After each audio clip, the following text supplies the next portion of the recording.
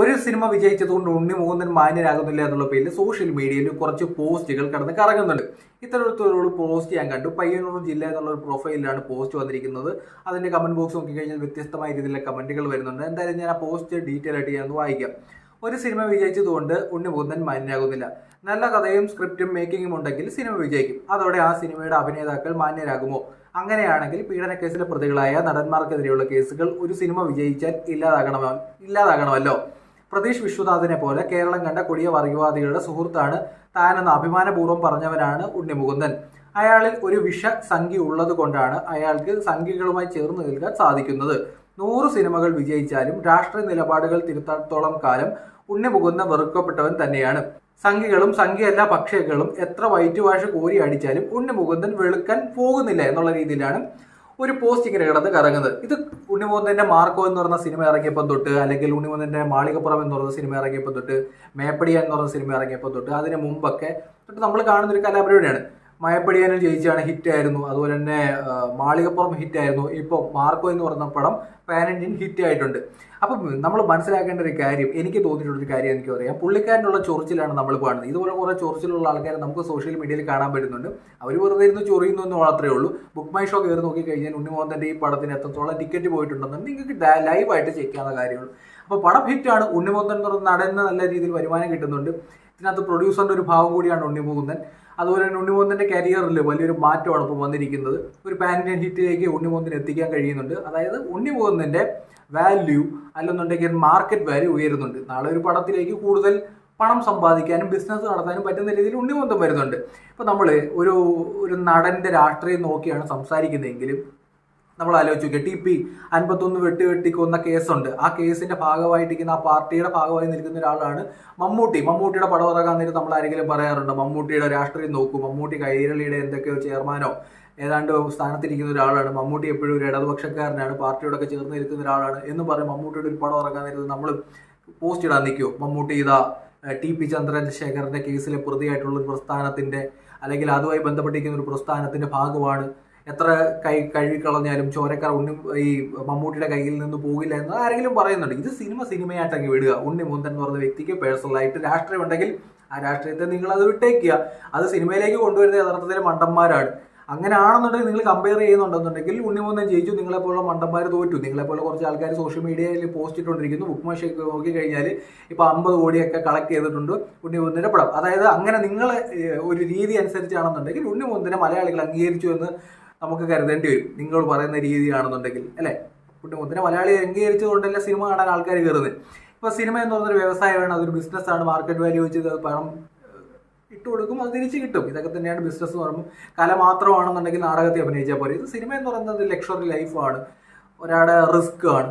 അല്ലാന്നുണ്ടെങ്കിൽ ഇതൊരു മേഖലയാണ്. ഈ മേഖലയിൽ ഉണ്ണി മുകുന്ദൻ വിജയിച്ചു എന്നുള്ളതാണ് നമ്മളിപ്പോൾ കാണുന്നത്. നമ്മൾ ആലോചിച്ച് നോക്കുക, നമ്മുടെ നാട്ടിലെ മുകേഷ് എന്ന് പറയുന്ന നടൻ LDFന്റെ MLA ആണ്, കൊല്ലം MLA ആണ്. അതുപോലെ ഇന്നസെന്റിന് രാഷ്ട്രീയം ഉണ്ടായിരുന്നു, പുള്ളിക്കാരൻ്റെ MLA ആയിരുന്നു. സുരേഷ് ഗോപിക്ക് രാഷ്ട്രീയമുണ്ട്, പുള്ളി ഇപ്പോൾ കേന്ദ്രമന്ത്രിയാണ്. അതുപോലെ നമുക്ക് അറിയുന്നതും അറിയാത്തതുമായിട്ട് പല നടന്മാർക്കും നടിമാർക്കും ഒക്കെ രാഷ്ട്രീയമുണ്ട്. ഇവർ പലപ്പോഴും രാഷ്ട്രീയത്തിന്റെ ഭാഗമായിട്ട് പല പരിപാടിക്കൊക്കെ പോകാറുണ്ട്. സുരാജ് വെഞ്ഞാറമ്മൂടിന് രാഷ്ട്രീയമുണ്ട്. അങ്ങനെ പലർക്കും രാഷ്ട്രീയമുണ്ട്. ഇവരൊക്കെ രാഷ്ട്രീയപരമായിട്ട് പോകാറുണ്ട്. സിനിമയിൽ വരാൻ നേരത്തെ ഒരു ക്യാരക്ടർ ഉണ്ട്, അയാളുടെ തൊഴിലാണിത്. ആ തൊഴിലിനെ റെസ്പെക്ട് ചെയ്യുക, കാര്യം തീരുക എന്നുള്ളേ ഉള്ളൂ. എൻ്റെ ഒരു ചോദ്യം, ഈ വീഡിയോ കണ്ടുകൊണ്ടിരിക്കുന്ന എത്ര പേര് മാർക്കോ എന്ന് പറഞ്ഞ സിനിമ കണ്ടു, അല്ലെന്നുണ്ടെങ്കിൽ ED എന്ന് പറഞ്ഞ സിനിമ കണ്ടു, അല്ലെന്നുണ്ടെങ്കിൽ റൈഫിൾ ക്ലബ് എന്ന് പറഞ്ഞ സിനിമ കണ്ടു? നിങ്ങൾ മാർക്കോ ആണോ ED ആണോ റൈഫിൾ ക്ലബ് ആണോ കൂടുതൽ കണ്ടത്? ഇപ്പം നമ്മൾ ഇതുപോലുള്ള ആൾക്കാരുടെ പോസ്റ്റ് ഇടുന്നുകൊണ്ടാണ് ഞാനിത് ചോദിക്കുന്നത്. മാർക്കോ ആണ് ഉണ്ണി മുകുന്ദന്റെ പടം ആണെന്നുണ്ടെങ്കിൽ നിങ്ങൾ മാർക്കോ എന്നുള്ള രീതിയിൽ ജസ്റ്റ് കമന്റ് ബോക്സിൽ ഒന്ന് കമന്റ് ചെയ്യുക. അതല്ലാതെ ഈ പറയുന്ന വ്യക്തിയുടെ ആശയമാണ് ശരിയെന്ന് തോന്നുന്നുണ്ടെങ്കിൽ നിങ്ങൾ അത്തരത്തിൽ കമന്റ് ചെയ്യുക. ഇവിടെ ഒരു സിനിമ വരാൻ നേരത്ത് നമ്മളിപ്പോൾ പ്രതീഷ് വിശ്വനാഥിൻ്റെയോടൊപ്പം ഉണ്ണി മുകുന്ദൻ പോയി നിന്നു എന്നുള്ള രീതിയിലൊക്കെ പറയും. അത് ഉണ്ണി മുകുന്ദന്റെ സ്വാതന്ത്ര്യമാണ്. ഉണ്ണി മുകുന്ദൻ എന്ന് പറഞ്ഞ വ്യക്തിക്ക് ആരോടൊപ്പം നിൽക്കുക? ഈ രാജ്യത്ത് ഏതെങ്കിലും ഒരു നിരോധിത സംഘടന അല്ലെന്നുണ്ടെങ്കിൽ നമ്മുടെ നിയമം നിരോധിച്ചിട്ടില്ലാത്ത ഒരു വ്യക്തിയോടൊപ്പം അല്ലാതെ ബാക്കി ആരോടൊപ്പം ഉണ്ണി മുകുന്ദൻ നിൽക്കാനുള്ള സ്വാതന്ത്ര്യമൊക്കെ ഉണ്ട്. അത് ഇന്ത്യയുടെ കോൺസ്റ്റിറ്റ്യൂഷൻ നൽകുന്ന സ്വാതന്ത്ര്യമാണ്. അത് ആരുടെയും വീട്ടിൽ പോയി അടുക്കളയിൽ പോയിട്ട് അവകാശം എഴുതി മേടിച്ചുകൊണ്ട് നടക്കേണ്ട കാര്യമൊന്നും ഉണ്ണി മുകുന്ദനില്ല, അല്ലെങ്കിൽ മമ്മൂട്ടിക്കും ഇല്ല, മോഹൻലാലിനും ഇല്ല, ഉണ്ണി മുകുന്ദനും ഇല്ല, സുരേഷ് ഗോപിക്കും ഇല്ല. അതൊക്കെ അവരുടെ വ്യക്തിപരമായ കാര്യമാണ്. നിങ്ങൾ സിനിമ കാണുന്നുണ്ടെങ്കിൽ സിനിമ കാണുക, വേണ്ടെങ്കിൽ വേണ്ടാന്ന് വെക്കുക, അത്രയേ ഉള്ളൂ. ഇതിലപ്പുറത്തേക്കുള്ള സ്വാതന്ത്ര്യം ഇതിലൂടെ ആർക്കും ഇല്ല. അല്ലാതെ ഇവരുടെയൊക്കെ കുറിപ്പ് കണ്ടിട്ട് നിങ്ങൾ സിനിമ കാണാൻ പോവോ ഇല്ലയോ എന്നൊക്കെ ചോദിച്ചു കഴിഞ്ഞാൽ അങ്ങനെയൊക്കെ വിചാരിക്കുന്നുണ്ടെങ്കിൽ മണ്ടന്മാരായി പോകും ഈ എഴുതിയിടുന്നവരൊക്കെ. നിങ്ങളുടെയൊക്കെ കുറിപ്പ് കണ്ടിട്ട് ആരെങ്കിലും പോകാതിരിക്കുവാണോ സിനിമ കാണാൻ? സിനിമ കാണാൻ താല്പര്യമുള്ളത് തിയേറ്ററിൽ പോയി സിനിമ കാണും. നല്ല പടമാണെങ്കിൽ ആൾക്കാർ പോയി കാണും. ഇപ്പം ഇതിനകത്ത് തന്നെ പുള്ളിക്കാരൻ എഴുതിയിട്ടുണ്ട്, സ്ക്രിപ്റ്റ് നല്ലതാണെങ്കിൽ സിനിമയ്ക്ക്. അതെ, സ്ക്രിപ്റ്റ് നല്ലതാണെങ്കിൽ, സംവിധാനം നല്ലതാണെന്നുണ്ടെങ്കിൽ, എഡിറ്റിംഗ് നല്ലതാണെന്നുണ്ടെങ്കിൽ, നായക നടന് ഇമ്പോർട്ടൻസ് ഉണ്ടെന്നുണ്ടെങ്കിൽ, അയാൾക്ക് ആ സിനിമ മാർക്കറ്റ് ചെയ്യാൻ പറ്റുന്നുണ്ടെങ്കിൽ, അയാളുടെ ഷോൾഡറിൽ, ഉണ്ണിമുന്തൻ്റെ ഷോൾഡറിലാണല്ലോ ഇപ്പോൾ മാർക്ക് വന്നത്, അത് അവരുടെ സക്സസ് ആണ്. എന്താ സംശയം? ആർക്കാ സംശയം? ഇപ്പോൾ വ്യക്തിപരമായിട്ട് ഓരോരുത്തർക്കും ഓരോ രാഷ്ട്രീയം കാണും. ഇതിനകത്തൊക്കെ നമ്മൾ ഈ കിടന്ന് കുരുപൊട്ടിക്കേണ്ട കാര്യം എന്താ കുരുപൊട്ടിക്കേണ്ട കാര്യം എന്താ? ഇപ്പം LDF നേതാക്കന്മാരോടൊപ്പം ചേർന്ന് നിൽക്കുന്ന എത്രയോ ആൾക്കാരുണ്ട്, അല്ലെങ്കിൽ കോൺഗ്രസിനോടൊപ്പം നിൽക്കുന്ന എത്രയോ ആൾക്കാരുണ്ട്, BJPയോടൊപ്പം നിൽക്കുന്ന എത്രയോ ആൾക്കാരുണ്ട്. അത് അവരുടെ വ്യക്തിപരമായ കാര്യമാണ്. രാഷ്ട്രീയം അവരുടെ വ്യക്തിപരമായ കാര്യം. അത് അവർ വ്യക്തിപരമായിട്ട് നടത്തിക്കോട്ടെ. സിനിമ എന്ന് പറയുന്നത് ഒരു കൂട്ടായ്മയാണ്. ആ കൂട്ടായ്മയിൽ പലതരത്തിലുള്ള രാഷ്ട്രീയത്തിലെ ആൾക്കാരുണ്ട്. ഇവരുടെയൊക്കെ സിനിമ നമ്മൾ ബഹിഷ്കരിക്കണം, അല്ലെങ്കിൽ ഉണ്ണിമുകുന്ദനൊരു സിനിമ വിജയിച്ചു കഴിഞ്ഞാൽ മാന്യനാകാതിരിക്കും. ഇപ്പം നിങ്ങളുടെ സ്വഭാവ സർട്ടിഫിക്കറ്റ് വല്ല ഉണ്ണിമുകുന്ദൻ ചോദിച്ചോ മാന്യനാകുന്നോ മാന്യനാവാതിരിക്കുന്നു?